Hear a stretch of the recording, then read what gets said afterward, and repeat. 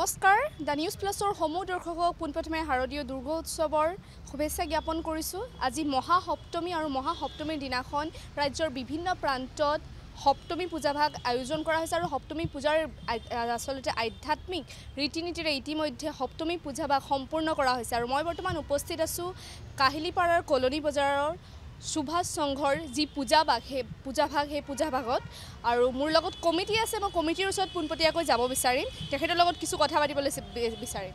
হ'ল আপোনাৰ ৬২ বছৰ কৰি আছোঁ আমি।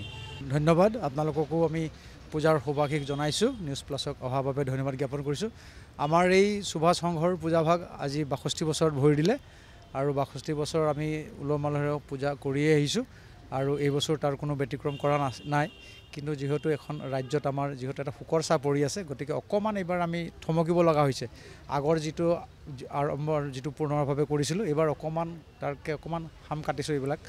গতিকে আমাৰ পূজাভাগ এনেই নিয়ম মাফিক কৰিছোঁ আমি আধ্যাত্মিক যিখিনি কৰিব লাগে মা দুৰ্গাক যিখিনি নিয়ম নীতি কৰিব লাগে সেইখিনি লৈ কৰিছোঁ আৰু আমাৰ ভক্তপ্ৰাণ যিসকল দৰ্শনাৰ্থী আহিব তেওঁলোকক ৰাতিপুৱাৰে পৰা দুপৰীয়া আৰু নিশাৰ ভাগলৈকে খোৱাৰ ব্যৱস্থা কৰিছোঁ আৰু আমাৰ এই সুন্দৰকৈ পেণ্ডেল সজাইছে আমাৰ তৰুণ কান্তি ৰয়ে, পোহৰৰ কৰিছে আমাৰ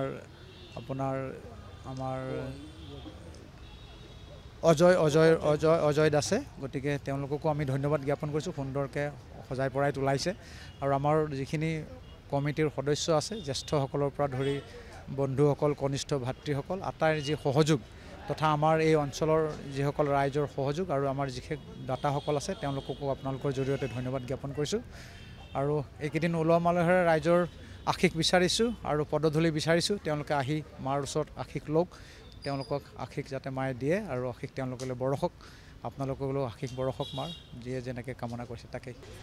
মোৰ ভাল লাগিছে, প্ৰত্যেক বছৰতে এনেকুৱাই হয়, ভালেই হয়।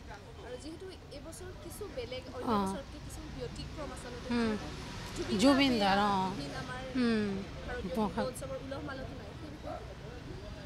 মনটো বেয়া লাগিছে আৰু কি কৰিম আৰু এতিয়াতো আৰু এইটো আৰু একো নহ'ব ন।